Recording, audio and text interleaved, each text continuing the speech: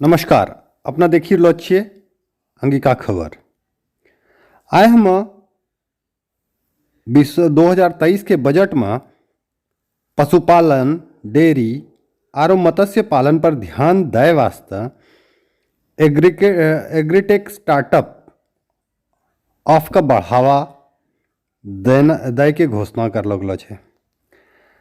और बताबै ले चाहे छियै कि भारत सरकार द्वारा जे है आम बजट अयलै तो बिहार में जना कृषि बहुल राज्य छै कितना फायदा होते है। संदर्भ में बिहार कृषि महाविद्यालय सबौर भागलपुर के कुलपति डॉक्टर DR सिंह और कृषि प्रसार के निदेशक डॉक्टर RK सोहाना ने अपना प्रतिक्रिया किसानों के हित में दिलकै। बाढ़ और सुखाड़ जैसा आपदा झेले वाला बिहार में केंद्र सरकार ग्रीन बजट फायदेमंद हुआ पारे छे। बिहार सरकार के कृषि रोड मैप आरो महिला स्वावलंबन में जीविका दीदी के भूमिका कभी ज़्यादा सपोर्ट मिलता है। केंद्र सरकार के आम बजट से बिहार राज्य के IFS मॉडल यानी इंटीग्रेटेड फार्मिंग सिस्टम किसानों का ज़्यादा मजबूत और मुनाफा दे वाला है। खास करी जौन इलाका में पानी के समस्या है वहाँ भूमि जल स्तर दुरुस्त करे में मदद मिलते है। बजट में हरित खेती, हरित ऊर्जा पर विशेष जोर दे के बात करलो गेलो छे। किसानों वास्ते कृषि वर्धक निधि जो भी बात करलो गेलो छे, एकरा जरिया कृषि संबंधित स्टार्टअप का बढ़ावा दिलो जेते। कृषि स्टार्टअप वास्ते डिजिटल एक्सेलेटर फंड भी बनाए के बात होलो छे। प्रधानमंत्री मत्स्य योजना में 6000 करोड़ के राशि के प्रावधान छे। आम बजट में कृषि क्रेडिट कार्ड का 20 लाख करोड़ तक बढ़ाए के बात करलो गेलो छे। बजट में किसान मोटा अनाज के उत्पादन पर जोर दे गेलो छे, बागवानी पर भी जोर दे गेलो छे। है संदर्भ में डॉक्टर साहब पहला ये RK budget Sohane government of India ने दिया जे निदेशक कृषि प्रसार किस नजरिए से उनका सुनते ओकर बाद देखिए बिहार में अभी जहाँ तक है इस बजट के माध्यम से किसानों की आमदनी में इजाफा होने की संभावना है। इसके 2-3 बड़े महत्वपूर्ण विषय हैं कि एक तो हमारा है कि जो आजकल मिलेट्स की हम बात कर रहे हैं, मोटे अनाज की बात कर रहे हैं और बिहार में इसका एरिया विशेषकर माइनर मिलेट्स का जो कम है, जिसे हमें इस वर्ष बढ़ाने का हमने संकल्प लिया है और इसके लिए हम लोगों ने कार्य योजना तैयार की है और बजट में भी इस पे सभी पर्याप्त राशि का प्रावधान किया गया है।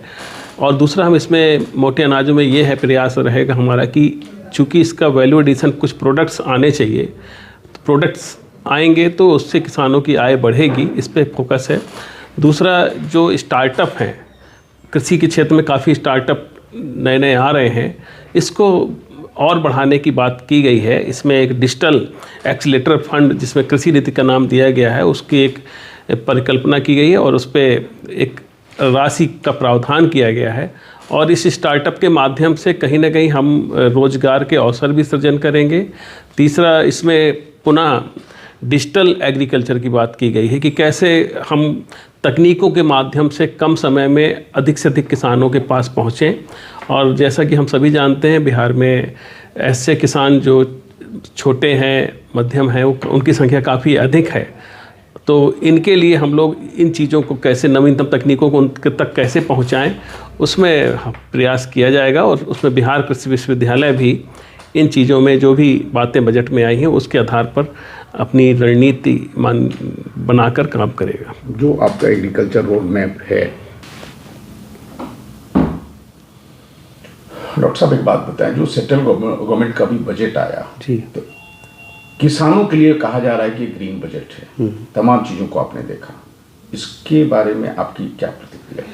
देखिए, इस बजट का जो लार्जर पर्सपेक्टिव है आम जन के लिए है और आम जन का जीवन सुखमय हो और पर्यावरण, अच्छा पर्यावरण मिले, उसके लिए एक अच्छा बजट कर सकते हैं। ऐसा इसलिए कि गवर्नमेंट ने ये इंक्लूसिव बजट निकाला है। इस इंक्लूसिव में बात ध्यान देने की है कि इसमें ट्राइबल्स को भी ध्यान दिया गया है और आपका वुमेन्स एम्पावरमेंट की भी ध्यान दी गई है और जो गरीब किसान हैं उनके भी ध्यान दी गई है। और जो ग्रीन बजट की आप बात लेके आ रहे हैं कि भारत सरकार प्राकृतिक खेती के ऊपर ज़्यादा ध्यान दे रही है। ये भविष्य है हमारा, हमको सस्टेनेबल एग्रीकल्चर के बारे में बात करना है, लेके जाना, सस्टेनेबल एग्रीकल्चर लेके आना है। ये सरकार का एक अच्छा प्रयास है। इसमें करीब 1 करोड़ किसानों को वो जोड़ रहे हैं प्राकृतिक खेती से, यानी जो भी स्कीम्स है प्राकृतिक खेती की जो सब्सिडी है वो सब्सिडी 1 करोड़ किसान को जोड़ेंगे इतने दिनों में। तो एक मैं कह सकता हूँ कि एक अच्छा प्रयास है और पूरे गरीबों के लिए, महिलाओं के लिए, ट्राइबल्स के लिए एक अच्छा प्रयास है और पर्यावरण के लिए भी। अगर हमारा एक तरफ बिहार का हिस्सा पूरा जल जमाव से रहता है, बाढ़ की बात आती है, एक तरफ सुखाड़ की बात आती है, उस कड़ी में जो आपका IFS मॉडल है, वहाँ बागवानी भी है, पशुपालन भी है, फिशरीज भी है, तो उसको कितना सपोर्ट करेगा ये बजट? नहीं, सपोर्ट अवश्य करेगा। जैसे कि अभी आपने सुना होगा कि 2 फरवरी को हमारा वेटलैंड डे है। हमारे बिहार में भी बहुत सारे वेटलैंड हैं। अब वेटलैंड में जो मार्शी लैंड है जहाँ पे लोग मखाना की खेती और सिंघाड़े की खेती लोग कर रहा है, तो वहाँ पे तो इंटीग्रेटेड फार्मिंग सिस्टम मॉडल बहुत अच्छे से बन सकता है, क्योंकि वहाँ पे तालाब तो ऑलरेडी बना हुआ है। तालाब में आप मखाना उत्पादन कर रहे हैं, सिंघाड़ा उत्पादन कर रहे हैं, उसके नीचे मछली भी उत्पादन करें। जो उसके बंड हैं, जो उसके चारों तरफ क्यारी का जो मेड़ है, मेड़ के ऊपर आप फल भी पैदा करिए, फूल भी पैदा करिए। ये तो आपका IFS मॉडल है, लेकिन अगर अंडरग्राउंड वाटर लेवल को अपलिफ्ट करना है तो साउथ बिहार का हिस्सा हमारा IFS में सपोर्ट करे। देखिए, साउथ बिहार का वहाँ पे एरिड एरिया है। हर चीज़ को हर जगह हमको ले जाने की आवश्यकता नहीं है। जिस एरिया की जो पोटेंशियलिटी है, जहाँ पे पोटेंशियल काम कर सकते हैं, साउथ बिहार की बात कर रहे हैं, साउथ बिहार में एरिड रीजन है, बारिश थोड़ा वहाँ कम होती है, पानी समस्या है, वहाँ पे हम पूरा मिलेट्स को देना है कि वहाँ मिलेट्स के ऊपर काम करें। जैसे आपका किशनगंज है, किशनगंज को आप आपका पूर्णिया को आपने कमर्शियल डिस्ट्रिक्ट बना दिया, कमर्शियल क्राउड बना दिया। वैसे ही मिलेट्स के लिए वहाँ पे क्यों नहीं सोचते कि वो मिलेट्स के डिस्ट्रिक्ट बना दें। तो एक स्लोगन लेके आना पड़ेगा मुझे कि इस डिस्ट्रिक्ट के लिए हमें एक काम करना है। 1 डिस्ट्रिक्ट 1 प्रोडक्ट जैसे बात आ रही है ना, उसी तरह से हमको साउथ बिहार में कैसे कौन से ज़िले हैं जहाँ पे ये समस्या है पानी की, वहाँ पे हम मिलेट्स को प्रमोट करें और उसमें गवर्नमेंट पूरा सपोर्ट करे। हम वैज्ञानिक तकनीक डेवलप करके उनको मुहैया सप्लाई करेंगे। आपने एक लाइन कहा था, किसान आपके लिए क्लाइंट है। हाँ, उस क्लाइंट को इस बजट में आप किस नज़रिए से देखते हैं? देखिए, मैं तो पूरे भारतवर्ष में करीब 80 से 85% किसान वो स्मॉल फार्मर्स है और मार्जिनल फार्मर्स है। हमारे बिहार में उनकी संख्या उससे भी ज़्यादा है। तो यहाँ पे जो बजट में ध्यान रखा गया है कि वुमेन एम्पावरमेंट, कि कैसे वुमेन को जोड़ा जाए।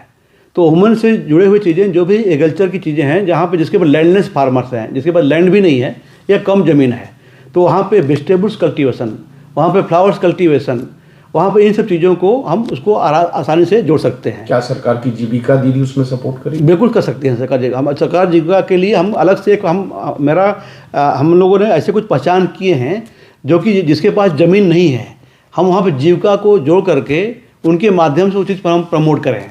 जैसे अब रेशम का कीड़ा है, कोकून का चीज़ें हैं, इसमें कैसे हम जीविका को लेके आए हैं।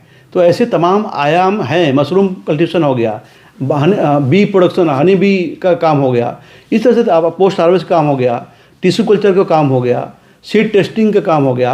ये सब चीज़ों को हम जीविका से जोड़ करके उनको रोज़गार दे सकते हैं। जैसे उनका वुमेन एम्पावरमेंट भी होगा और उनका लाइवलीहुड अच्छी रहेगा और उनका जो जीवन होगा सुखदायी होगा। Thank you. थैंक यू साहब।